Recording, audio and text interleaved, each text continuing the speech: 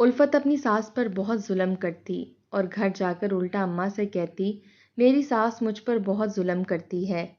और अगले दिन उल्फत की अम्मा और भाई आकर इसकी सास को गालियां देते और कहते, हमारी बहन के साथ अगर कुछ गलत हुआ तो माँ बेटे को जिंदा दफन कर देंगे। एक दिन तंग आकर उल्फत के शौहर ने अम्मा से कहा, मैं उल्फत को तलाक देने लगा हूँ, इसने हमारी जिंदगी अजाब बना दी है।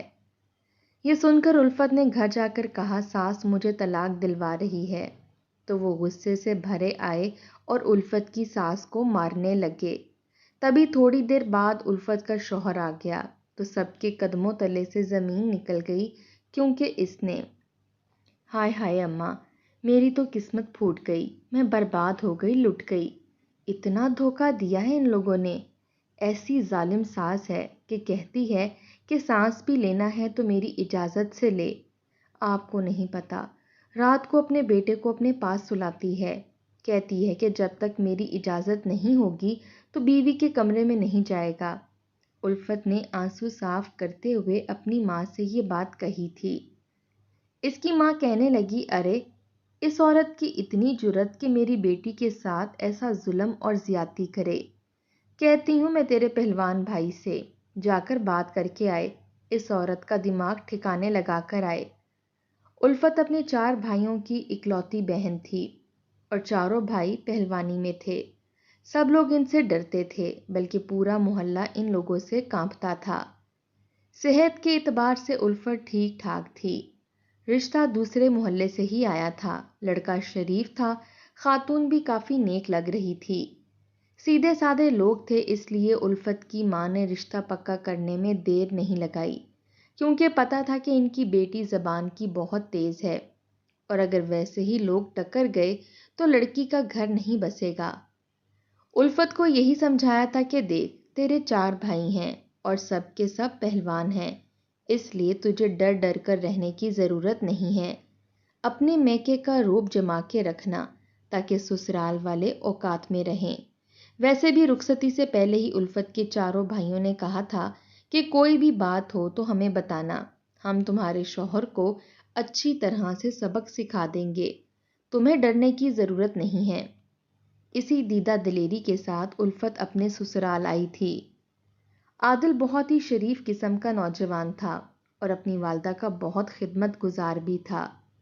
उल्फत से इसने बस यही कहा था कि मेरे घर में मेरी माँ के अलावा और कोई नहीं है, वालिद का इंतकाल हो चुका है, इसलिए तुम मेरी वालदा की खिदमत भी करना और इज्जत भी करना। घर में हर काम के लिए मुलाजमा है सवाई किचन के काम के।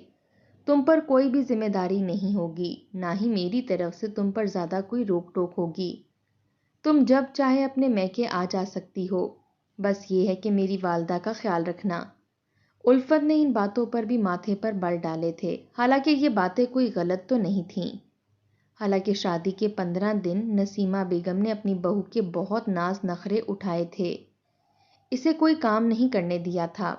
नाश्ता खाना सब कुछ इसके सामने पेश करती थी। इसकी पसंद का भी ख्याल रखती थी। जब भी आदिल अपने ऑफिस से वापस आता तो कहती, बेटा जाओ, तुम लोग घूमने फिरने चले जाओ, शहर में ही उल्फत को तुम सैर करवा दो। वो भी अपनी मोटरसाइकिल पर उल्फत को ले जाता।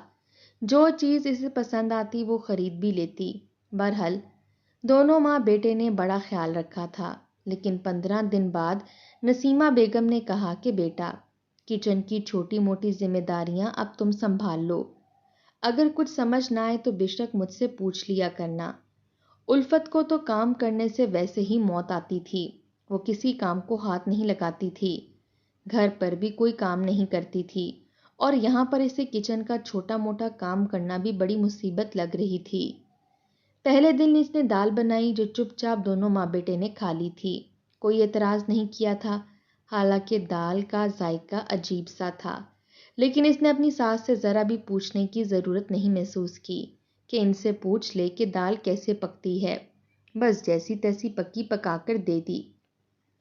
दूसरे दिन नसीमा किचन में ही आ गई। देखने लगी कि उल्फत खाना कैसे बना रही है। देखा तो मोटे मोटे प्याज टमाटर सब कुछ काट कर इसने मुर्गी के अंदर डाल दिया, साथ ही नमक मिर्चें भी डाल दी।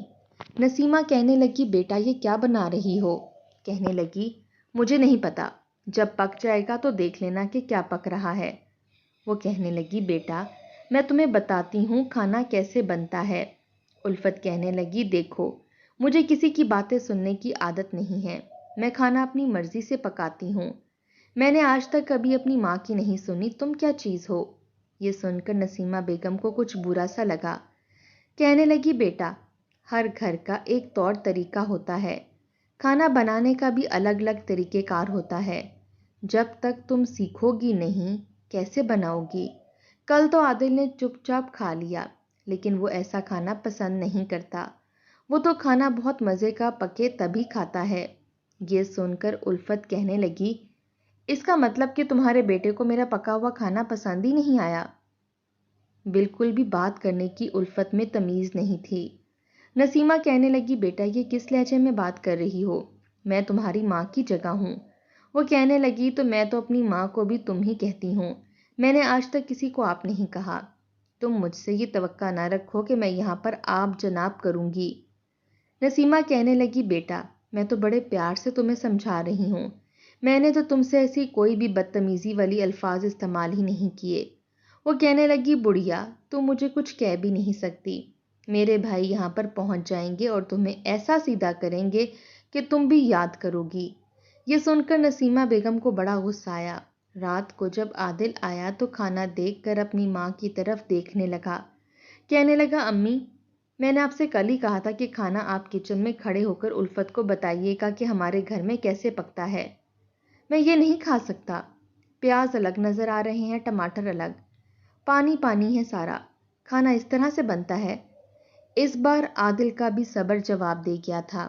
نسیمہ بیگم نے الفت کی طرف دیکھا، پھر کہنے لگی میں نے تو کہا تھا، لیکن الفت کہنے لگی جس نے بھی کھانا ہے ایسا ہی کھانا کھانا پڑے گا، میں کسی کے باپ کی نوکر نہیں ہوں کہ یہاں پر آپ لوگوں کے مطابق کام کروں، ملازمہ نہیں ہوں۔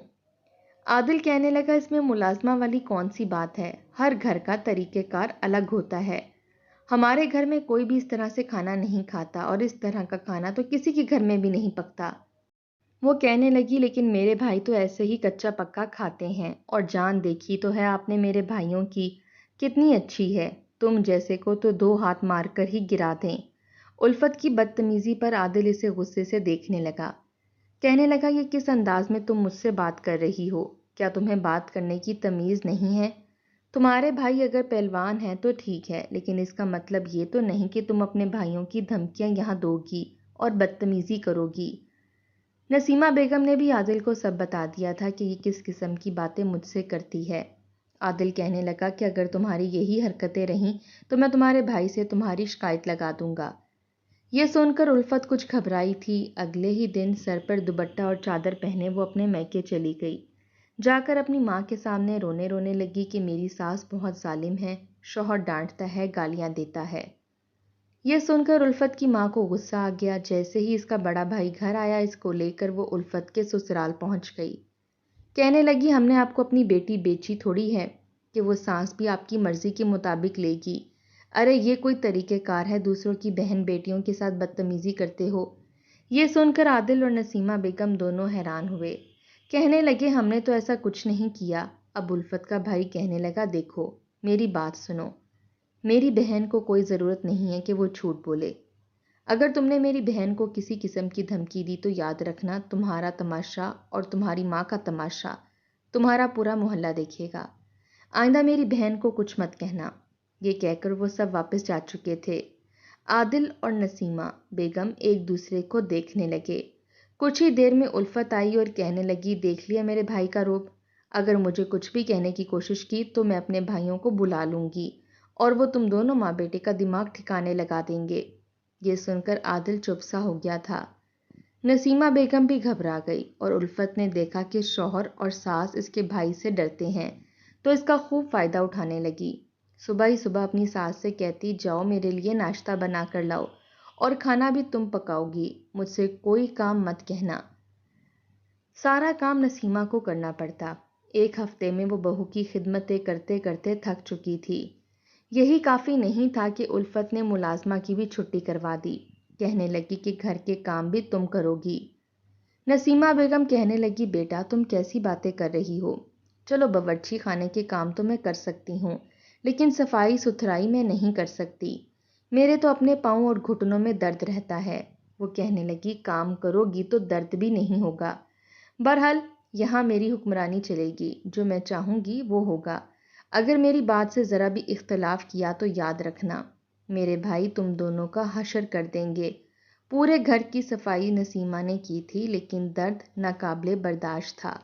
بڑی مشکل سے اس نے پورا صحن دھویا تھا کہ الفت اپنی گندی مٹی والی چپل لے کر صحن میں آ گئی۔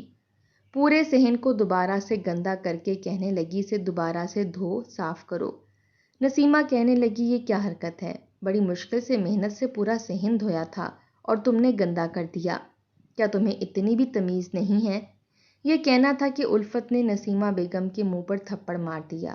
کہنے لگی، کمینی میرے سامنے زبان چلاتی ہے، جانتی ہے نا میرے سامنے زبان چلانے کا کیا انجام ہے۔ اس بار نسیمہ نے بھی اسے پیچھے کی طرف دھکا دیا تھا کہ وہ گرتی گرتی بچی۔ کہنے لگی، تمیز سے رہنا میرے ساتھ، یہ میرا گھر ہے، اور اگر تم نے حد سے زیادہ بدتمیزی کی تو میں پولیس میں جا کے تمہاری کمپلین کر دوں گی۔ نسیمہ کی دھمکی سن کر الفت نے چادر پہنی اور اپنے میکے چلی گئی اور رونا دھونا مچا دیا کہ میری ساس مجھے پولیس کی دھمکیاں دیتی ہے کہ تمہارے بھائی میرا کچھ نہیں بگاڑ سکتے، اگر انہوں نے کچھ بھی کہا تو میں پولیس کو پکڑوا دوں گی، ان پر جھوٹے الزام لگوا دوں گی۔ میری ساس نے میرا جینا دوبھر کر دیا ہے۔ وہ رونے لگی۔ یہ سن کر اس کے بھائی طیش میں آ گئے۔ الفت اپنے چاروں بھائیوں کے ساتھ گھر پر آئی تھی۔ نسیمہ اس وقت تھک کر ہی بیٹھی تھی، ابھی کھانا بنا کر ہی فارغ ہوئی تھی جب دروازہ کھٹکھٹایا نہیں گیا تھا بلکہ توڑا گیا تھا۔ اتنی زور سے دروازے پر دھکے مارے گئے کہ دروازہ خود بخود کھل گیا۔ نسیمہ الفت اور اس کے چاروں بھائیوں کو دیکھ کر گھبرائی تھی، لیکن سوچ چکی تھی کہ انہیں سچ سے آگاہ کرے گی۔ کہنے لگی، بیٹا تم لوگ دروازہ کھٹکھٹاتے تب بھی میں کھول دیتی، مجھے کسی کا ڈر نہیں تھا، میں تو خود تم لوگوں سے بات کرنا چاہتی تھی کہ تمہاری بہن۔ بات ابھی یہیں تک تھی کہ الفت کا بڑا بھائی کہنے لگا، اے بڑھیا اپنی زبان بند رکھ، تیری ہمت کیسی ہوئی کہ تو نے میری بہن کو دھکا دیا، اسے مارا، اور تم ہوتی کون ہو پولیس کی دھمکیاں دینے والی؟ میں بھی دیکھتا ہوں کہ کون سا پولیس ہمارا کیا بگاڑ سکتی ہے۔ پھر اس نے اپنے دونوں چھوٹے بھائیوں کی طرف اشارہ کیا۔ دونوں بھائیوں نے نسیمہ کو بازو سے پکڑا اور کرسی پر بٹھا دیا اور اسے رسیوں سے باندھنے لگے۔ وہ کہنے لگی، یہ تم لوگ کیا کر رہے ہو؟ میں تمہاری ماں کی جگہ ہوں۔ وہ کہنے لگا، ہم نے اپنی بہن کی شادی اس لیے نہیں کی تھی کہ تم ہماری بہن پر ظلم اور زیادتی کرو، ہم تمہیں چھوڑیں گے نہیں۔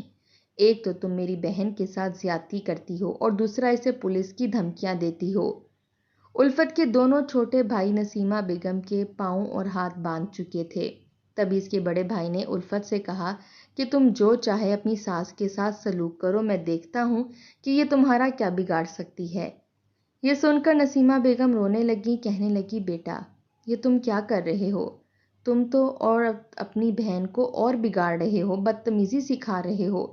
لیکن الفت نے اپنی ساس کے منہ پر پے در پے کئی تھپڑ مارے۔ وہ بیچاری رونے لگی، کہنے لگی کہ آج کے بعد اگر میرے بھائیوں کو پولیس کا ڈراوا دیا تو دیکھ لو یہی انجام ہوگا۔ الفت کا بڑا بھائی بھی کہنے لگا، اگر تم نے اپنی زبان بند نہیں رکھی تو پولیس بھی میرا کچھ نہیں بگاڑ سکتی، لیکن میں تم لوگوں کا بہت کچھ بگاڑ دوں گا، تمہارا وہ حشر کروں گا کہ پورا محلہ کانپ اٹھے گا۔ پھر الفت سے کہنے لگے کہ اگر دوبارہ یہ بڑھیا تمہیں پریشان کرے تو بس ہمیں ایک فون کر دینا، ہم اس کا وہ حشر کریں گے کہ رہتی دنیا تک اس کا پورا خاندان یاد رکھے گا۔ یہ کہہ کر چاروں بھائی جا چکے تھے۔ ابھی تک نسیمہ بیگم رسیوں سے بندھی ہوئی تھی۔ الفت باورچی خانے میں گئی، اپنے لیے کھانا ڈالا اور اپنے کمرے میں جا کر کھانے لگی۔ اس نے نسیمہ کی رسیاں تک نہیں کھولی تھیں۔ شام تک وہ بیچاری رسیوں سے بندھی رہی۔ جب عادل گھر آیا، اپنی ماں کو یوں کرسی پر بے بسی سے روتے ہوئے دیکھا اور اس کے ہاتھوں پاؤں پر رسیاں بندھی ہوئی دیکھیں تو بری طرح سے گھبرا گیا تھا۔ اس نے جلدی سے اپنی ماں کی رسیاں کھولیں اور پھر پوچھنے لگا کہ ہوا کیا ہے۔ نسیمہ بیگم نے روتے روتے ساری بات بتائی۔ یہ سن کر تو عادل کا پارا ہائی ہوا تھا۔ کہنے لگا، اس کے بھائی میرا انجام جو مرضی کریں، لیکن آج میں اس عورت کو چھوڑوں گا نہیں، میں اسے جان سے مار ڈالوں گا۔ اس سے پہلے کہ عادل اپنے کمرے میں جاتا، نسیمہ بیگم نے اسے بازو سے پکڑا، کہنے لگی، نہیں بیٹا اس کے بھائی تمہیں جان سے مار ڈالیں گے اور میں تمہیں کھونا نہیں چاہتی۔ خدا کے لیے تم اس کے کمرے میں جا کے کچھ مت کہنا۔ بڑی مشکل سے نسیمہ بیگم نے عادل کو روکا تھا۔ عادل صوفے پر بیٹھ کر اپنا سر پکڑ چکا تھا۔ پھر کہنے لگا، اماں، اس کا ایک ہی راستہ بچا ہے اور وہ یہ ہے کہ میں اس عورت کو طلاق دیتا ہوں۔ میں اسے طلاق دے دوں گا، اس کے بھائی اسے آ کر لے جائیں، تبھی ہماری زندگی کی یہ بڑی مصیبت ختم ہو سکتی ہے۔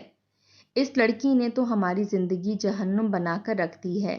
ہم نے بہت غلط فیصلہ کیا تھا، کیونکہ شادی کے بعد مجھے اس کے محلے سے پتہ چلا کہ اس لڑکی کا تو کوئی رشتہ آتا ہی نہیں تھا، کیونکہ سب جانتے تھے کہ یہ لڑکی بہت بدتمیز ہے، اور سب اس کے بھائی سے ڈرتے تھے کہ اگر اس نے شادی کے بعد کسی سے بدتمیزی کی تو اس کے بھائی ہمیں ماریں گے، بجائے کہ اپنی بہن کو روکنے کے۔ اس لیے کوئی بھی اس کا رشتہ لے کر نہیں آتا تھا۔ ہمیں پتہ نہیں تھا، اس لیے ہم ان کے ہتھے چڑھ گئے، لیکن میں مزید اس عورت کو برداشت نہیں کروں گا۔ الفت اندر بیٹھی ساری باتیں سن رہی تھی، اور یہ بات سچ بھی تھی، کیونکہ اس کا کوئی رشتہ آتا ہی نہیں تھا۔ اس کی بد زبانی سے پورا محلہ واقف تھا اور تنگ بھی تھا۔ جب چاہتی تھی، جس سے دل چاہتا تھا لڑائی کرتی تھی، اور بدلے میں کوئی اسے کچھ کہتا تو اپنے بھائیوں کی دھمکیاں دیتی تھی، یا اپنے بھائیوں کو ان کے گھر لے جا کر فساد ڈلواتی تھی۔ الفت سوچنے پر مجبور ہو گئی کہ اگر عادل نے اسے چھوڑ دیا تو پھر تو اس کی شادی کہیں نہیں ہوگی۔ جو بھائی آج اس کے حق میں بول رہے ہیں، کل اپنی بیویوں کی باتوں میں آ کر اس کے خلاف ہو جائیں گے، اور اس کی بھابیاں بھی پہلوانوں کے گھروں سے ہی آئی تھیں، اس لیے ان کے بھائی اپنے سسرال والوں سے نہیں لڑتے جھگڑتے تھے، صرف کمزور لوگوں پر ہی اپنا رعب جماتے تھے۔ الفت نے جان بوجھ کر اپنے ناخن سے اپنا چہرہ اور گردن زخمی کی، اور اگلے ہی روز اپنے گھر چلی گئی اور کہنے لگی، میری ساس میرے شوہر سے مجھے طلاق دلوانا چاہتی ہے۔ یہ سن کر تو اس کے بھائیوں کا غصے سے برا حال ہوا۔ وہ اس کے گھر پہنچ گئے، اور اس وقت نسیمہ بیگم اکیلی گھر پر تھی، اپنے لیے ناشتہ بنا رہی تھی کہ جب اس کے بھائیوں نے نسیمہ بیگم پر ہاتھ اٹھانا شروع کیا، لیکن عین اسی وقت دروازہ کھلنے کی آواز آئی۔ عادل اور عادل کے ساتھ پولیس تھی۔ پولیس کو دیکھ کر تو چاروں کے ہوش اڑ گئے تھے۔ اس وقت تک وہ نسیمہ بیگم کو اتنا مار چکے تھے کہ اس کے سر سے خون نکل رہا تھا اور ناک سے بھی۔ یہ دیکھ کر پولیس نے الفت کے چاروں بھائیوں کو گرفتار کر لیا، اور عادل نے کھڑے کھڑے الفت کو طلاق بھی دے دی۔ وہ واپس اپنے گھر آ گئی تھی۔ بھائی جیل میں تھے۔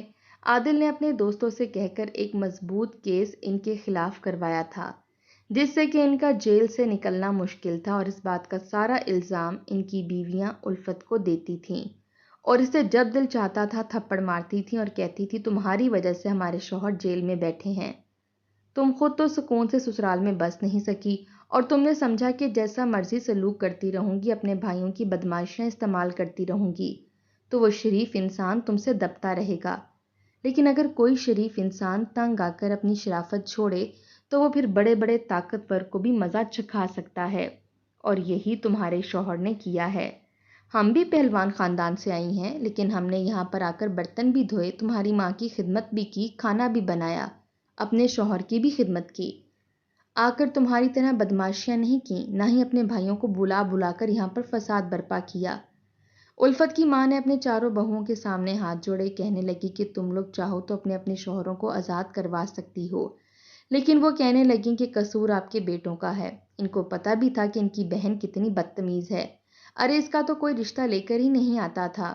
اب ایسے شریف لوگ مل گئے تھے تو اسے شرافت سے رہنا چاہیے تھا، الٹا اسے سمجھاتے سب کے سب اس کی باتوں میں آ کر بدمعاشی کرنے لگے۔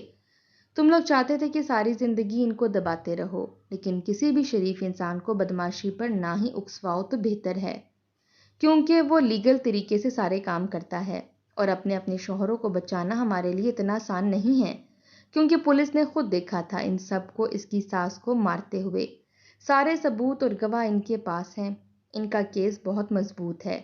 2 سال بعد جب اس کے بھائی جیل سے چھوٹ کر آئے تو الفت کو بہت برا بھلا کہنے لگے۔ اب وہ اپنے میکے میں بیٹھی روز اپنے بھائیوں کے اور بھابھیوں کے طعنے سنتی تھی۔ سارے گھر کا کام بھی خود کرتی تھی، کھانا بھی سب کا بناتی تھی، اور ذلیل بھی ہوتی تھی، اور سوچتی تھی کہ کاش اس نے اپنے سسرال میں یہ سب کام کیے ہوتے تو اس کا شوہر اور ساس اسے سر پر بٹھا کے رکھتے۔ لیکن انسان کی خود پسندی سے کہیں کا نہیں چھوڑتی، جیسا کہ الفت کے ساتھ ہوا۔